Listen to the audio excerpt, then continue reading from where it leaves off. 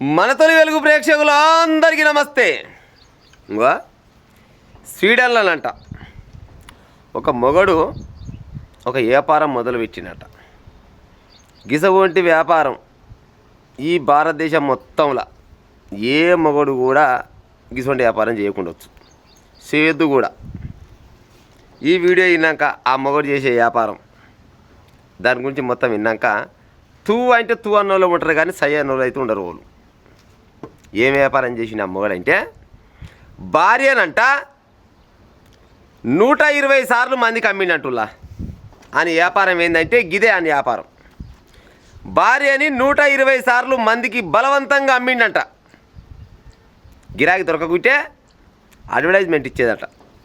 Advertisement ఇచ్చి నా కాడ ఒక అమ్మాయి ఉంది రావాలని అడ్వర్టైజ్మెంట్ ఇచ్చి మరీ బలవంతమైన సెక్స్ చేయించినట్టు ఆమెతో. ఇక చూడరు కథ. ఆయనకి 62 ఏళ్ళు అంటే ఇప్పుడు 62 ఏళ్ళు అంటే మరి ఆడు ఇప్పటిదాకా మరి ఇక ఎన్నేళ్ళ నుంచి చేస్తుండో మరి ఈ బిజినెస్. ఆమె ఎన్నిసార్లు వద్దు వద్దు అని కాళ్ళ ఏలబడి మొత్తుకున్నా కూడా వానికి మాత్రం డబ్బులు కావాలి. వాడు ఏం పని చేస్తాడు, ఏం పని చేయడు. డ్రగ్స్ బాగా అలవాటు అయినట్ట. డ్రగ్స్కి అలవాటు అయ్యి ఇగో గీదంతా ఎంచుకున్నాడు సన్నాసిగాడు. స్వీడన్లో అడ్వర్టైజ్మెంట్ ఇచ్చి గీసోంటి పని చేస్తుండు. ఈయన ఏమన్నా చెప్పురు ప్రజలారిగా. గింత అధ్వానం ఉంటున్నాయి ఏమన్నా. ఆయన పైన కిడ్నాప్ కేసు, మళ్ళీ పోతే దాడి, రేప్ కేసు, ఇటువంటివన్నీ కేసులు వేసిరంట. ఏప్రిల్ 13 తారీఖు నుంచి విచారణ జరుపుతారంట. కానీ సరే విచారణ జరిపి ఏం చేస్తారు 63 ఏళ్ళలో. కానీ గింత నీచమైన పని కూడా చేస్తుండొచ్చు నా కూడా భూమి మీద. అసలు ఒక దుగుణం పెట్టుకోవాలి, కాకపోతే ఈ ఒళ్ళో పెట్టుకొని చేసుకుంటారు గా పని. కానీ ఏకంగా పుస్తకట్టిన భార్యతోడికి ఈ పని చేపిస్తుండాడంటే గీనంత దిగసేట భర్త ఎవడన్నా ఉంటుండొచ్చు నాన్నలా. గిసొంటోనికి ఎసోని శిక్ష చేయాలి చెప్పురిగా.